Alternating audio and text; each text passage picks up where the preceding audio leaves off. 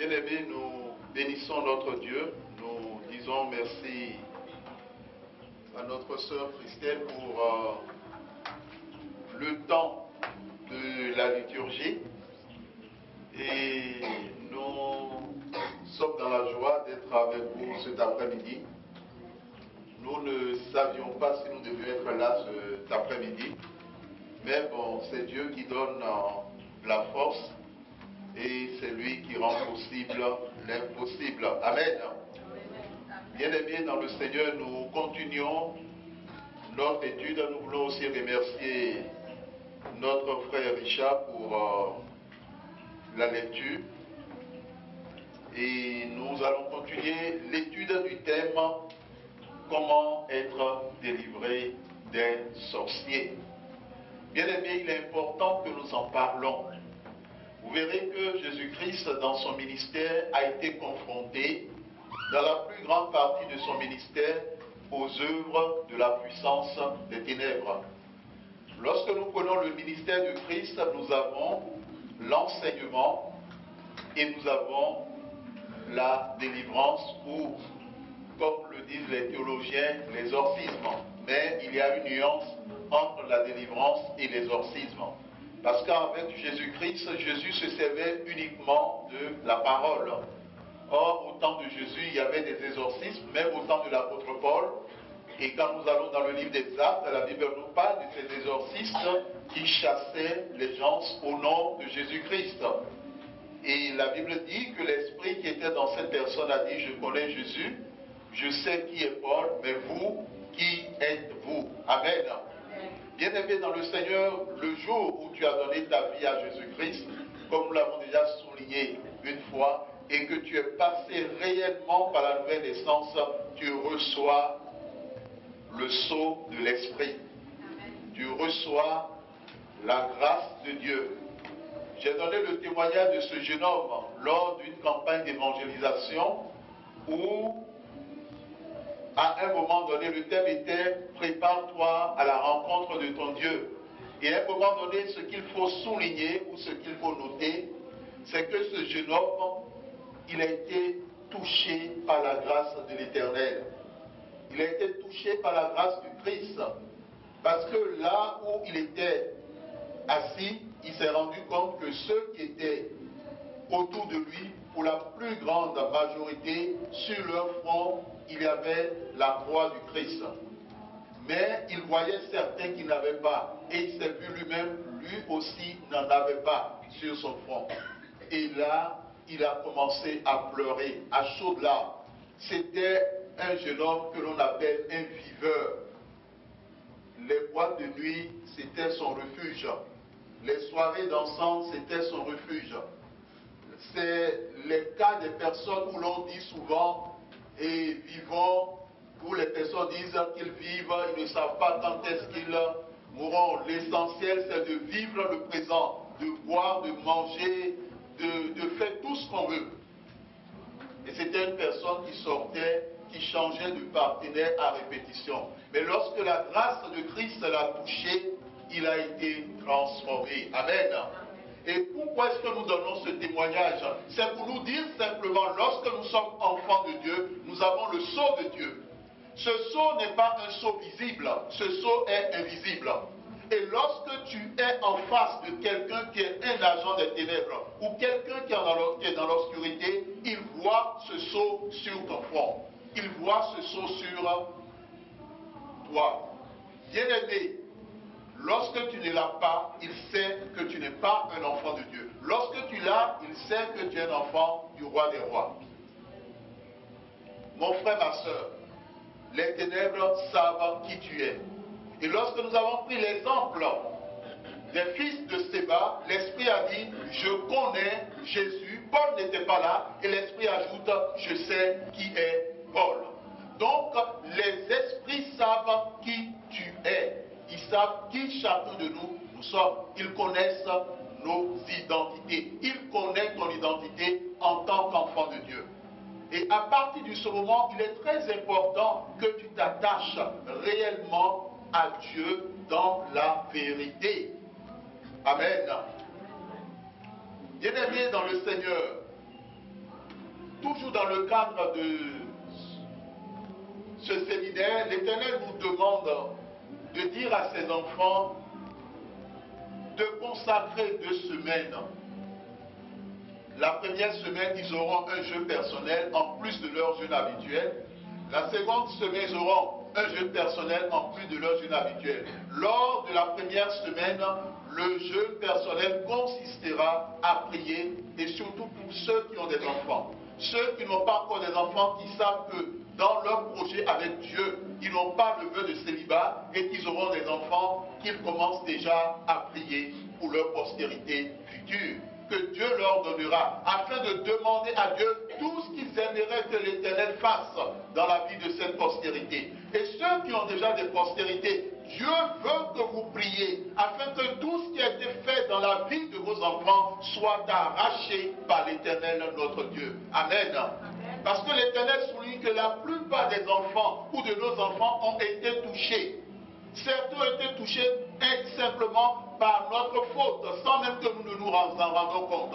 On a accepté que certains de nos enfants, en ce moment peut-être qu'on n'était pas encore enfants de Dieu, aillent rendre visite à tel temps, aillent rendre visite à tel oncle, aillent demeurer chez telle personne pendant les vacances et vice-versa. Et nous ne savons pas ce qui a été semé dans la vie de ces enfants. Et pour la plupart, par la suite, nous avons appris, ou certains ont appris que telle personne était dans les ténèbres, ou certains ont appris que telle personne ne les a jamais portés dans leur cœur. Et cela va même dans le cadre familial. Il y a certaines personnes qui ont laissé leur enfant auprès d'une grande sœur ou auprès d'une petite sœur. Mais à la longue, ces personnes se sont rendues compte que cette grande sœur ou cette petite sœur ou ce frère ne les a jamais aimés. Bien-aimés dans le Seigneur, une semaine pour que Dieu détruise tout ce qui a été fait dans la vie de tes enfants. Cela est important.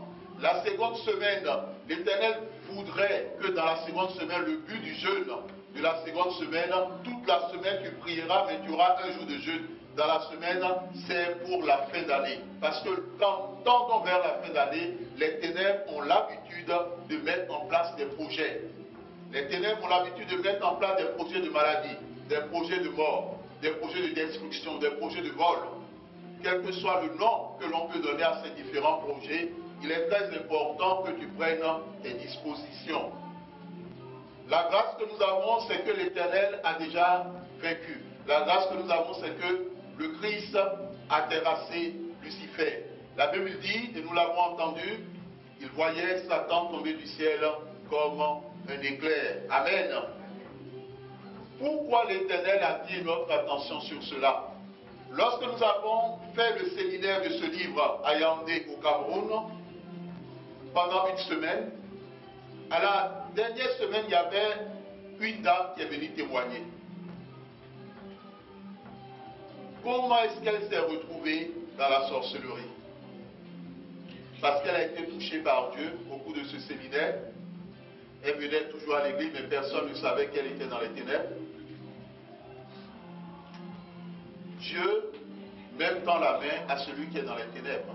C'est ça la grâce de Dieu, pour que la personne passe des ténèbres à Christ. Amen. Pour que la personne sorte des ténèbres pour venir dans la vérité à lui. Et ça, c'est la grâce que nous avons en tant que créature, et l'autre grâce en tant qu'enfant de Dieu, lorsque nous venons à l'Éternel, quelles que soient nos fautes, de pouvoir recevoir le pardon. Cette jeune fille, on l'a insérée dans la sorcellerie lorsqu'elle avait 8 ans. Et comment est-ce que cela s'est passé? Elle est allée à l'école. Autour de l'école, il y avait des commerçantes qui vendaient de la nourriture. Dans certaines régions, dans certains pays, dans certaines villes, la nourriture, ce n'est pas la maison. Il y a au bord des voies, il y a des endroits bien précis où les personnes, où les enfants vont bien souvent. Dans certaines civilisations non développées ou bien en voie de développement, il n'y a pas ce que l'on appelle les cantines. Il y a simplement des lieux de restauration, des lieux d'achat. Et donc cet enfant est allé prendre de la nourriture et du pain, donc du pain, de l'haricot, de la viande, auprès d'une commerçante qui était devant l'école. Elle l'a acheté elle l'a mangé, et après avoir mangé cette nourriture, elle a pris un chemin, le chemin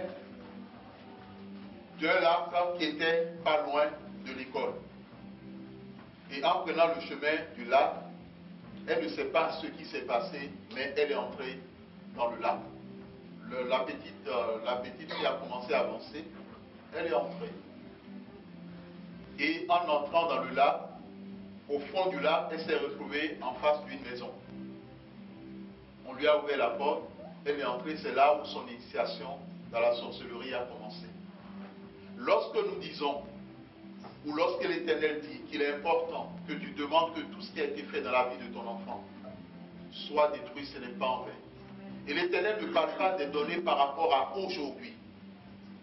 Il peut s'agir des données depuis l'enfance. J'ai eu le cas d'un bébé, lorsque cet enfant était né, parmi ceux qui étaient venus rendre visite à la famille, il y avait une sorcière. Et qu'elle a porté l'enfant pour... Ah bon, comme ça se fait, certains aimeraient porter l'enfant. En prenant l'enfant spirituellement, elle envoie l'enfant dans l'eau. Dans la mer, elle s'est retrouvée avec l'enfant dans la mer. Physiquement, l'enfant était là, mais spirituellement, l'enfant n'était plus là. Bien aimé dans le Seigneur. Et par la suite, quand l'enfant a commencé à grandir, il était devenu un enfant têtu. Têtu, violent. Tu as une fille, tu as un garçon. Et tu sais que quand tu suis le développement de cet enfant, il a toujours été poli, il a toujours été respectueux. Mais à un moment de son âge, tu as l'impression d'être en face d'un inconnu. Or, c'est ton enfant. Tu as l'impression d'être en face d'un enfant têtu, d'un enfant désobéissant, d'un enfant qui ne t'écoute pas. Mon frère, ma soeur, cela n'est pas normal. En tant que parents, nous avons l'habitude de mettre cela sur le compte du début de la puberté, dans un cas ou dans un autre. Lorsque tu mets en terre un pommier, à la fin tu auras un pommier. Tu ne peux pas avoir un goyavier à la place. Lorsque l'enfant, depuis sa naissance jusqu'à un niveau donné, c'est un enfant poli, obéissant, et du jour au lendemain, l'enfant change. Tu dois te dire que spirituellement, quelque chose s'est passé. Amen. Et tu dois te réveiller. La grâce que nous avons, c'est que nous avons un Dieu qui ne dort ni ne sommeille. Et ce qui fait que le psalmiste dira qu'il lève les yeux vers les montagnes, d'où lui viendra le secours. Le secours lui vient de l'Éternel qui a fait les cieux et la terre.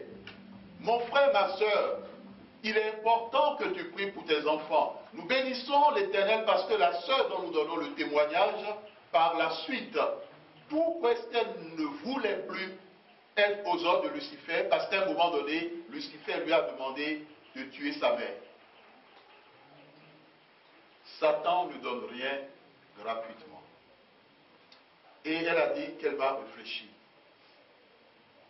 Qu'elle réfléchira parce qu'elle aimait énormément sa mère. Et elle se posait la question, qu'est-ce qu'elle doit faire? Cela veut dire, bien-aimé, il faut que tu pries pour tes enfants. Quel que soit leur âge, même si c'est un bébé, même quel que soit l'âge, il faut que tu pries pour tes enfants. Ceux qui n'ont pas encore d'enfants, priez pour que Dieu vous donne des enfants selon sa volonté et selon son dessein, au temps convenable. Nous ne vous disons pas de sortir maintenant et de rencontrer quelqu'un, d'avoir un enfant, c'est pas ça. Que Dieu donne l'enfant au temps convenable. Donc dans le sens du mariage, dans le cadre du mariage. Priez pour vos enfants. Vos enfants constituent votre destinée future.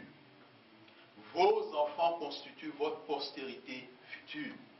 Et si aujourd'hui vos enfants ne sont pas libérés de la captivité, les enfants de vos enfants connaîtront la captivité. Mais si aujourd'hui vous faites le travail qu'il se doit avec Dieu, parce que c'est Dieu qui veut agir, vos enfants vivront la paix, vos enfants vivront la sécurité. Vos enfants ne vivront pas ce que vous vivez ou certains vivent aujourd'hui. Amen.